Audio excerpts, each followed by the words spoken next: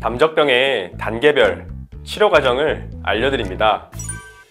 진료실에서 담적증후군 진료를 하다 보면 담적증후군에 대해서 많이 궁금해하시고 또 그에 대해서 제가 많이 설명을 드리게 되는데요. 환자분들께서 여쭤보시는 많은 궁금증들이 있습니다. 제가 환자분들께 치료 단계가 있다고 말씀을 드리면 담적병 치료에도 단계가 있습니까? 라고 이렇게 많이들 물어보세요. 담적증후군이라는 것은 위와 장이 여러 가지 원인에 의해서 굳어져서 그것이 고질적인 여러 가지 위장 증상을 유발시키고 뒤이어서 다양한 전신 증상을 유발하는 그런 아주 고질적인 좋지 않은 질환입니다. 본원에 내원하시는 담적증후군 환자분들을 진료하다 보면 정말 다양한 각종 증상으로 내원을 하시게 됩니다. 소화불량, 속쓰림, 역류, 또 명치 통증, 명치가 답답함, 그리고 더부룩함, 변비, 설사, 가스참, 울렁거림, 구토 등의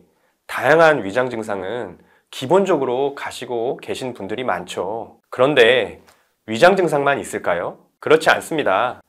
차라리 위장 증상만 가지고 계신 분들이라면 아직 담적증후군이 본격적으로 시작되지 않은 경증 수준의 담적증후군일 가능성이 높습니다. 하지만 이 담적증후군 환자분들은 제대로 된 치료를 받지 못한 환자분들이 대부분이기 때문에 중증 수준의 담적증후군으로 진행되었을 확률이 굉장히 높습니다. 이런 중증 단계부터는 위장 증상뿐만이 아니라 다양한 전신 증상이 나타나게 됩니다. 그럼 담적증후군을 진단받게 되면 치료는 어떻게 진행될까요? 담적증후군 치료는 아주 체계적인 치료 과정을 거치게 돼요. 이 치료 단계는 오랜 기간 담적증후군 환자를 진료하면서 환자 치료 과정을 세세하게 기록을 하고 또 이 과정을 통해서 정립된 치료 단계입니다. 총 3가지의 단계를 거치게 되는데 이 3단계의 치료 과정을 좀 말씀을 드릴게요. 1단계는 사실 담적증후군 치료 중에 가장 중요한 치료 단계라고 말씀드릴 수 있을 것 같습니다. 바로 막힌 체기를 뚫는 치료 단계입니다. 심화부라고 하죠. 명치 부위에 굳어지고 단단한 그런 부분을 풀어주는 치료입니다. 담적증후군으로 인해 체기가 있는 분들은 이 부위를 압진해 보면 단단하게 굳어져 있고 살짝만 눌러도 상당히 아파하시는 경우가 많습니다. 해부학적으로 보면 간 좌엽 일부와 위식도 하부 관략근이 중첩되어 있는 부위 정도가 됩니다. 체기가 있는 경우는 이 부위가 상당히 굳어져 있고 또 이 부위에 다양한 증상이 나타납니다. 식후에 명치 부분이 답답하거나 혹은 통증이 있거나 하는 증상들이 흔히 나타날 수 있고 그 외에도 해당 부분이 쓰린다든지 하는 증상도 나타날 수가 있습니다. 그 외에도 음식이 꽉 막혀 안 내려가는 느낌이 있거나 또 혹은 식후에 울렁거리거나 구토하거나 혹은 두통, 어지럼증 정말 다양한 증상들을 많이 호소를 하게 됩니다. 우리가 소위 체했다는 표현들을 많이 쓰는데 이 체했다는 얘기가 서양의학적으로는 정확하게 정의된 용어가 아니기 때문에 일반적으로는 소화불량, 위장장애 등으로 얘기를 합니다.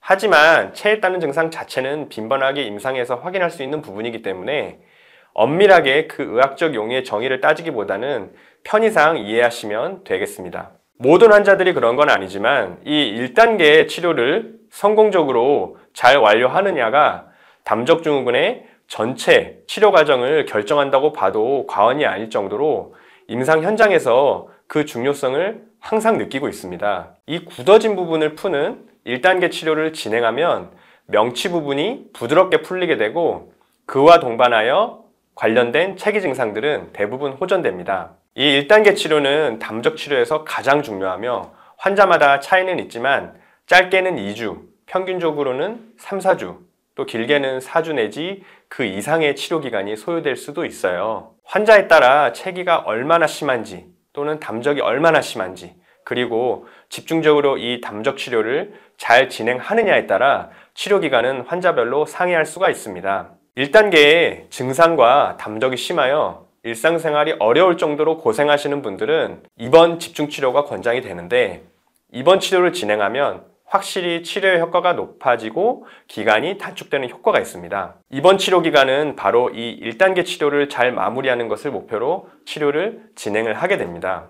1단계 치료가 잘 끝나게 되면 2단계 치료로 넘어가게 됩니다. 2단계 치료는 담적을 집중적으로 제거하는 치료 기간입니다. 1단계가 잘 끝난 분들은 비교적 소화가 잘 되기 시작하는 단계이기 때문에 음식 조심을 소홀히 하기 쉽습니다. 치료가 완성되지 않은 단계이니 완치가 될 때까지는 음식 섭취에 어느 정도 주의를 해주시는 것이 좋습니다. 2단계에서는 위, 소장, 대장 부위에 남은 담적을 치료하여 담적 전체를 제거하는 것을 목표로 치료를 진행합니다. 2단계에서는 1단계를 거치면서 이미 증상이 많이 개선되었기 때문에 증상 호전의 목표보다는 재발 방지에 초점을 맞춘 치료 단계로 보시면 됩니다. 2단계의 치료가 잘 끝나면 3단계 치료로 넘어가게 됩니다.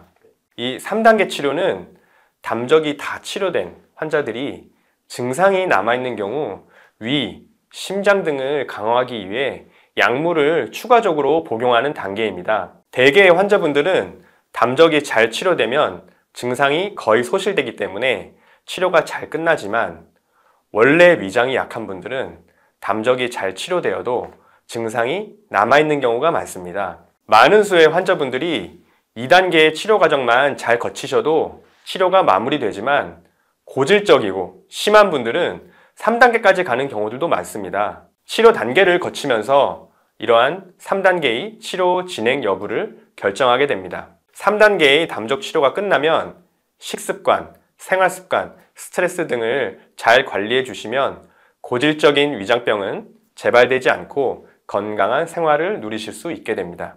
오늘은 담적증후군의 구체적인 치료 단계에 대해 알아보았습니다.